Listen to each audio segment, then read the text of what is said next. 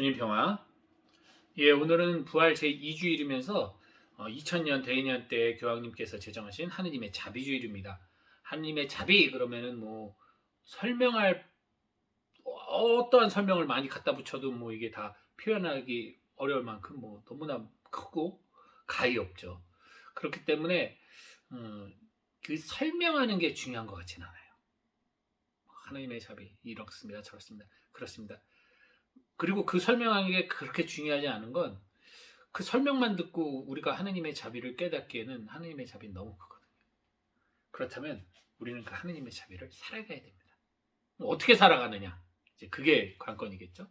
오늘 제1독서에 보면은 이 초창기 교회, 초대 교회의 모습이 나옵니다.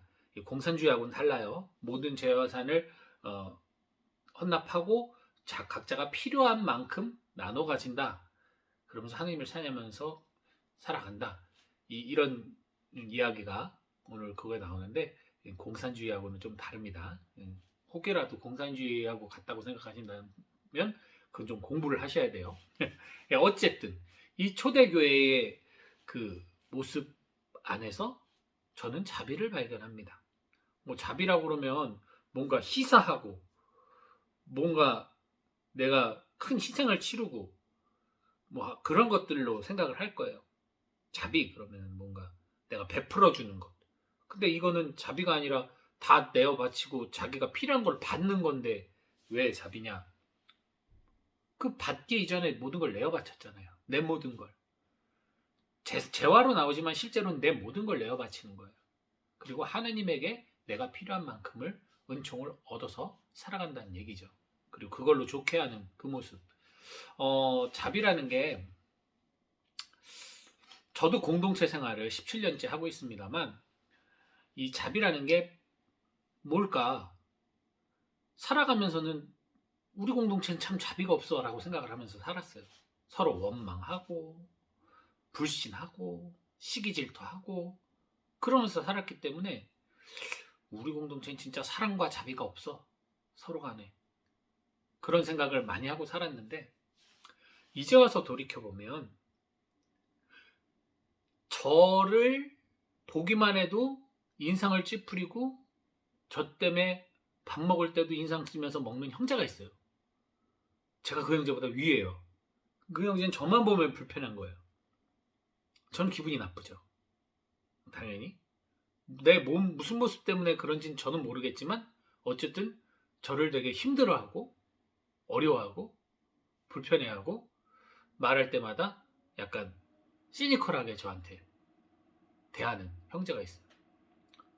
근데 똑같은 모습으로 제가 또 바라보는 저의 위에 형제가 있어요. 그 형제는 내가 자기를 왜 그렇게 불편한지 몰라요. 추측은 하더라고요. 저도 마찬가지예요. 이 형제가 나를 왜 그렇게 불편한지 추측은 해요. 그렇지만 솔직히 모르겠어요. 진짜 저 같은 경우도 그 형제 때문에 너무나 고통스럽고 힘들었어요. 수도원을 나가고 싶은 생각도 너무 많이 했고 괴로웠어요. 참고 살았어요, 그냥. 근데 지금 저의 아래 기수 형제도 저에 대해서 그렇게 생각하고 살고 있는 것 같아요. 제가 볼 때. 그러면 이런 모습 안에서 무슨 자비가 있어요?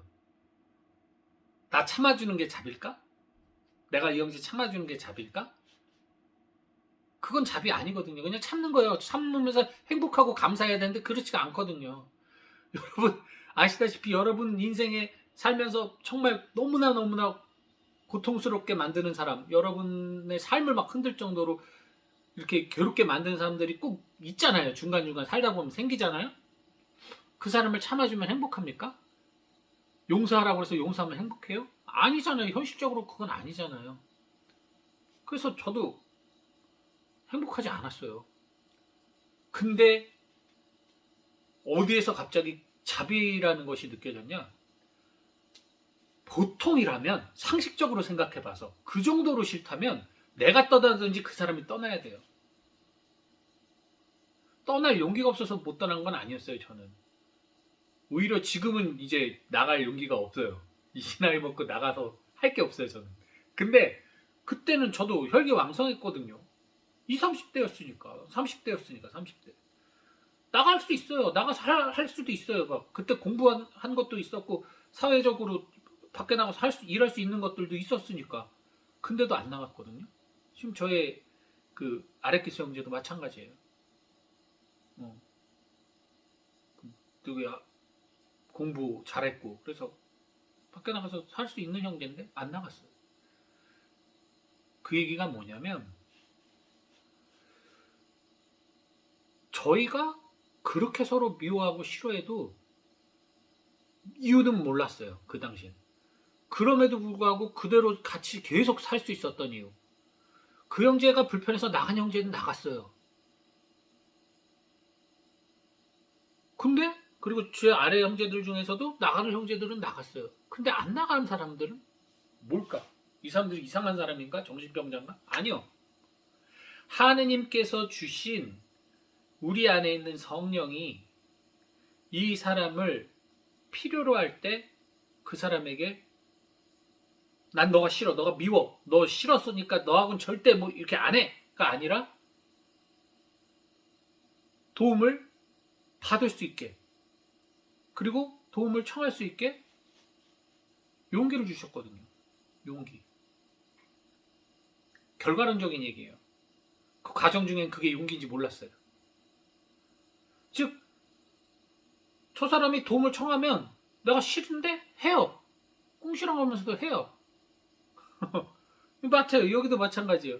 저 싫어하지만 도움을 청하면 저도 해줬고 제가 뭘 해달라고 하면 저기도 해줘요. 그렇게 싫은데 어떻게 해줘요? 어떻게 그럴 수가 있어요? 여러분 생각해보세요. 여러분 아내나 남편 그렇게 성사 볼 때 보면 아주 그냥 죽도록 믿고 싫은데 밥 달라면 밥 주고 응? 또 해달라고 하면 툴툴거리면서 해주잖아요. 이혼 안 하시잖아요. 안 갈라서시잖아요. 그게 교회가 하지 말라고 해서 안 하는 것만이 아니잖아요. 사실 물론 하는 분들은 하지만 마찬가지인 것 같아요. 저희도 그렇게 죽도록 싫으면 안 도와주면 그만이에요. 그냥 모른 척하고 지내면 그만인데 안 그러거든요. 그것이 내 안에 있는 하나님의 성령이 만들어낸 자비의 힘이에요. 자비의 힘. 그래서 자비로운 걸 뭐 엄청나게 대단한 거로 생각하실 필요까지는 없을 것 같아요. 왜냐하면 우린 하느님이 만든 존재고 하느님이 만든 하느님의 그 신적 감정과 능력을 갖고 있는 사람들이기 때문에 우리는 자비가 뭔지를 머리로 인식하지 못한다 하더라도 밭에 묻혀있는 보물처럼 이미 우리 안에 간직하고 있어요. 그저 그걸 우리가 찾아내기만 하면 돼요. 혹은 땅을 파서 그 자비라는 것을 찾아내서 보물이니까 찾아내서 그걸 들고만 있으면 아무 의미 없잖아요. 그걸 팔아가지고 내가 잘 써야지. 혹은 그 자비가 곡물이라면 땅에 묻혀 있으면 그건 씨잖아요. 내가 거기서 끊임없이 물을 주고 해를 주는 노력을 통해서 자비가 싹을 틔우게 해주면 돼요. 그럼 발견할 수 있으니까. 땅을 후벼 파가지고 꺼내면은 그건 하나의 그대로 남아있으니까. 어쨌든 자비가 내 안에 있는데 그것을 그대로 두면 아무 의미가 없어요. 그것을 내가 활용할 수 있어야 돼요. 근데 그걸 활용하는 걸 내가 무슨 엄청난 거창한 일, 대단한 일처럼 하지 말고 방금 말한 것처럼 땅을 팠는데 보물이 있으면 그 보물을 그냥 갖고 있는 게 아니라 보물을 팔든지 해서 내가 돈을 벌어서 내가 그걸 갖고 생활을 해야지 상식적인 것이고 그게 씨앗이면은 내가 물 주고 해서 싹을 틔워서 열매를 맺게 하는 것이 결과물을 얻게 하는 것이 당연한 순리인 것처럼 우리가 삶을 순리 있게 살아가는 것 공동체 형제 내가 생각으로 감정으로 불편한 사람들과 그건 나의 생각이 불편한 거지 우리가 함께 살아가는 이 삶 안에서는 그냥 같이 사는 사람일 뿐이잖아요. 그죠? 그렇다면 그냥 함께 살아가는 그 삶 속에 순리대로 그냥 살아가다 보면 때론 이 사람이 죽도록 믿다가도 어느 순간인가 그 사람이 그렇게 밉지 않게 돼요. 다른 사람이 또 생기거든. 생각해보세요. 여러분 인생의 평생을 태어나면서 지금까지 평생을 그 사람 한 사람만 원망하면서 사시나요? 예컨대 부모가 있어요. 내가 부모 원망을 했어요. 부모가 돌아가시면 내가 원망해도 그 대상이 존재하지 않기 때문에 나에게만 상처가 돌아와요. 원망의 기억이 나에게 상처를 주는 거예요. 원망을 하는 게 아니라. 왜 돌아가셨기 때문에 더 이상 나한테 뭘 해줄 게 없거든. 근데 나의 기억들이 그 사람을 끊임없이 원망하게 만드는 거죠. 그죠? 마찬가지예요. 여러분들 지금까지 살아오면서 그렇게 죽도록 싫었다는 사람들이 있을 거예요. 근데 그 사람이 계속 현재 진행형으로 영원히 죽을 때까지 갈 것 같아요? 아니에요. 어느 순간엔 끝이 나요. 새로운 사람이 생기거나 아니면 그 사람과 관계가 멀어지면서 차츰차츰 잊혀지거나 생각이 만든 거래 말이에요. 자비로운 건 굳이 그런 노력을 막 해서 이루어지는 게 아니라 그럼에도 불구하고 살아갈 때 이루어지는 겁니다. 그럼에도 불구하고 살아갈 때. 그냥 살면 돼요. 충실히. 그럼 해결됩니다. 자비라는 거 하느님의 자비의 또 하나의 특징이죠. 과거로 돌아가게 하지 않아요. 성경 어디에서도 막 죽은 사람도 살리고 하는데도 불구하고 미래를 예견하기도 하고 하는데도 불구하고 어떤 성경 어느 구절에도 하느님이 과거로 시간을 돌렸다라고 나오지 않아요. 인간만이 그 순리를 역행해서 막 과거로 가고 하지 하느님은 늘 현재 진행형이셨다라는 거. 그렇다면 그 과거 안에는 자비가 없습니다. 현재에 있어요. 현재부터 이 미래로 이 지금 이 순간에 있는 거예요. 그러니까 우리가 이 순간을 충실히 살아갈 때 내가 그런 노력하지 않아도 자비가 흘러나오게 된다라는 사실. 우리 안에 있기 때문에 자비는. 충실히 살아가는 것, 그것이 자비라는 보화를 발견하는 것이고 자비라는 씨앗을 발견하는 것이라는 걸 여러분 기억하시고 오늘도 순리대로 살아가십시오.